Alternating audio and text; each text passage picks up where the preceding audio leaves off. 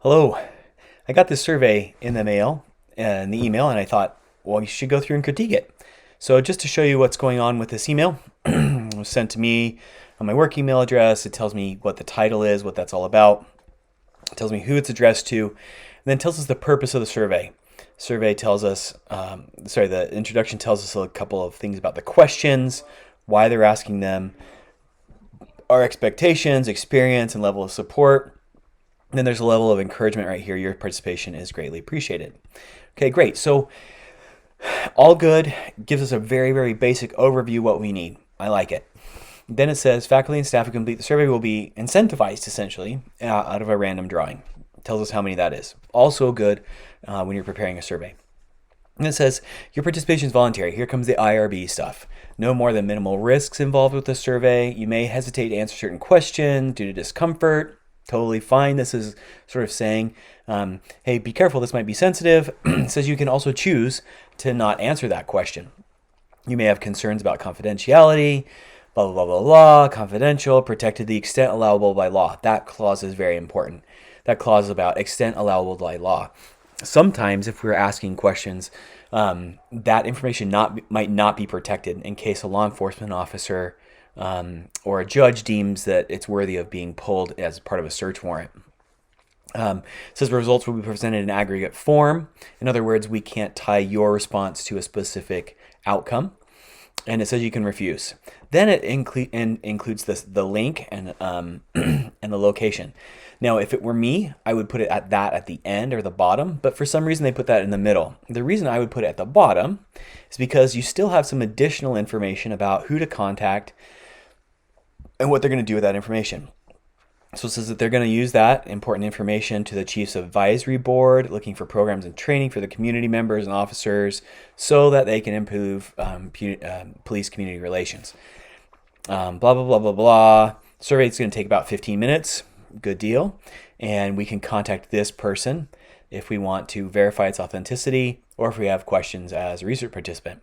So then there's an opt-out. I've never seen that before, but my guess is that they have that there so they can follow up with me to see that I've actually completed the survey.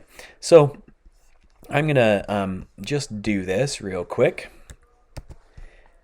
Let's see if that'll allow me to open this up.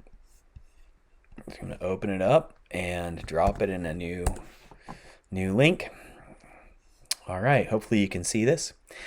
It says, blah, blah, blah, blah. Thank you for participating. Before you start, which best describes me? Oh, I'm a faculty member. Okay. Then it says next. Now, let's see what we have. So right here at the top, it has a progress bar. That progress bar is actually really key. People will stay on surveys longer if you tell them where they are in the process.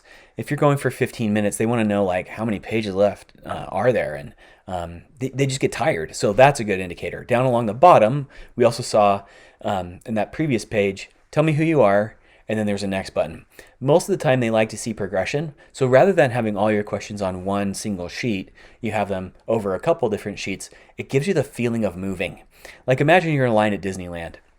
When that line looks like it's going to last forever, you might want to like skip the line. But all along the way, there are things to keep you entertained. Maybe there's something to look at. Maybe there's a performer. But those sorts of things keep you engaged in that process. So once again, we have a disclaimer. This is what we're going to do. We're thankful for you for doing that. Your survey's participation is voluntary. Once again, this is a repeat of the introduction and the invitation.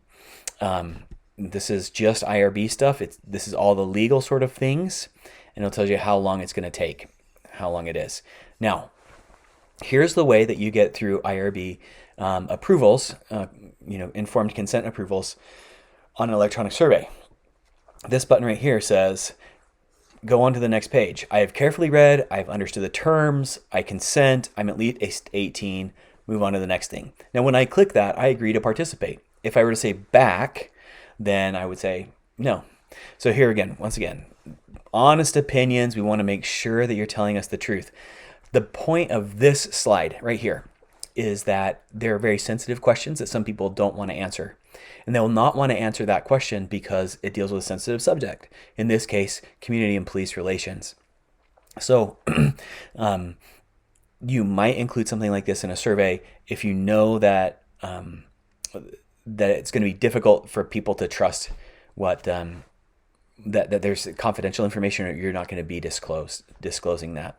So I'm going to click the next button, and then here we go. We're going to look at perceptions of police.